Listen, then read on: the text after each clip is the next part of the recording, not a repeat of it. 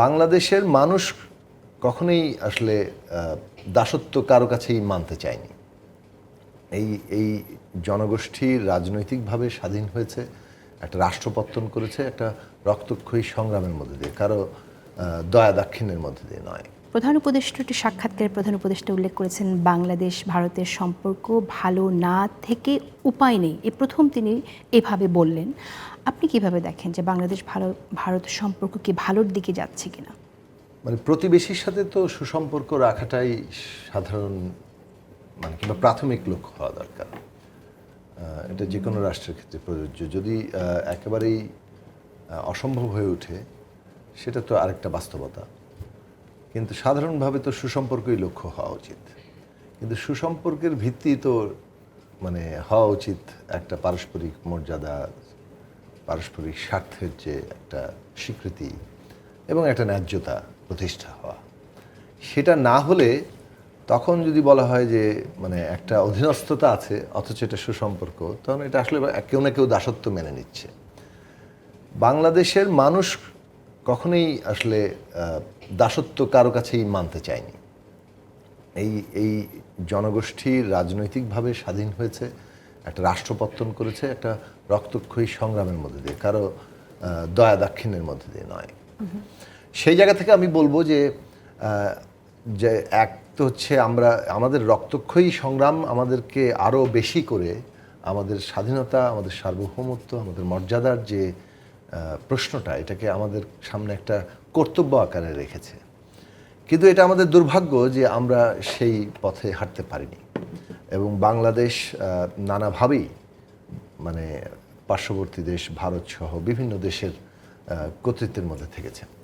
এবং আমরা যেটা আমাদের দলের দিক থেকে আমরা 2007-08 সালের অভিজ্ঞতার পরে আমরা বলেছিলাম যে বাংলাদেশের সাথে ভারতের তো একটা সমস্যাজনক সম্পর্ক আছে, নদীর পানির ন্যায্য বন্টন প্রশ্নে, সীমান্ত হত্যাকাণ্ড প্রশ্নে, বাণিজ্যের যে অসমতা সেই প্রশ্নে। কিন্তু 2007-08-এর পরে বিশেষভাবে রাজনৈতিকভাবেও একটা কর্তৃত্বের চেষ্টা এটা তো ছিলই, কিন্তু রাজনৈতিক কর্তৃত্বের দিক থেকে বাংলাদেশের অভ্যন্তরীণ রাজনৈতিক উপর ভারত একটা মোটামুটি বেশ শক্তপোক্ত কর্তৃত্ব প্রতিষ্ঠা করেছিল। এটাকে আমরা পলিটিক্যালি বিশ্লেষণ করেছিলাম। আমরা তখন স্লোগানও তুলেছিলাম যে এটা একটা দখলদারিত্বের মতো মনে হচ্ছিল। পলিটিক্যালি এটাকে সরাসরি ফিজিক্যাল দখলদারিত্ব না, কিন্তু রাজনৈতিকভাবে এই দখলদারিত্বটা কায়েম হয়েছে। এই দখলদারিত্বের বিরুদ্ধে দাঁড়াতে হবে এবং আমাদের সার্বভৌম চেতনাটাকে সামনে রাখতে হবে। এবং আমরা তখন দেখছিলাম যে মুক্তিযুদ্ধের চেতনা দিয়ে এটাকে জাস্টিফাই করা হচ্ছিল। এবং আওয়ামী লীগ যখন 2008 সালে 29 ডিসেম্বর ক্ষমতায় আসলো, তখন তারা এটাকে মুক্তিযুদ্ধের চেতনা দিয়ে অনেক বেশি বন্ধুত্ব ইত্যাদি ইত্যাদি সামনে আনতে থাকলো, অথচ আমরা একটা অধীনস্থতার মধ্যে আছি। তো সেই জায়গা থেকে আমরা এটা বলেছিলাম যে মুক্তিযুদ্ধে জনগণের আকাঙ্ক্ষার যে রাষ্ট্র এবং সংবিধান সেইটা তুলতে হবে। তার আওয়ামী লীগের মুক্তিযুদ্ধের বয়ানটা একমাত্র না, জনগণের একটা বয়ান ছিল, জনগণের স্বপ্ন আকাঙ্ক্ষা ছিল, যেগুলো বাস্তবায়ন 72 সাল থেকে হয়নি। অনেক ক্ষেত্রে তো উল্টো স্রোতে হেঁটেছি এই রকম জায়গা। ফলে ওই জায়গাটা ছিল। এখন মানুষ সংগ্রাম করে যে দীর্ঘ লড়াই করেছে ফ্যাসিবাদের বিরুদ্ধে 15 বছর ধরে, গুম খুন অত্যাচার মোকাবেলা করে, নানা ধরনের স্যাবোটাজ মোকাবেলা করে, একটা রাজনৈতিক সংগ্রামকে কীভাবে স্যাবোটাজ করে আওয়ামী লীগ ধ্বংস করেছে, এগুলো আমরা নিজেদের প্রত্যক্ষ অভিজ্ঞতা থেকে দেখেছি।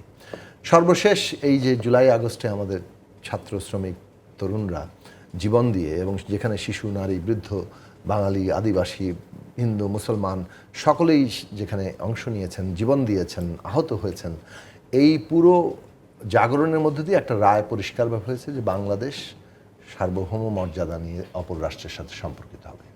এটা পয়েন্ট ব্ল্যাঙ্ক ক্লিয়ার।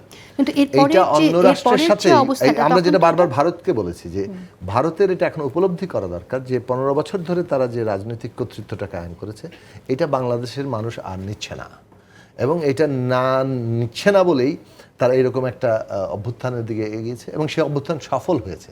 কাজে এখন ডিরেকশন হচ্ছে এই যে নতুন বাংলাদেশ সার্বভৌম মর্যাদার তার সাথে ভারত কীভাবে সম্পর্কিত হবে, এবং এই সার্বভৌম মর্যাদা উভয় রাষ্ট্রেরই। এটা ভারতের দিক থেকে আমরা ভারতকে অধীনস্থ করতে চাইছি না, সেটা অনেকে অসম্ভব ভাবলেও আমি বলছি যে যুক্তির অর্থে যে কেউ কাউকে অধীনস্থ করার আমরা কিন্তু আগ্রহী নেই। আমরা সুসম্পর্ক চাইব, সুসম্পর্ক ন্যায্যতার ভিত্তিতে হতে হবে।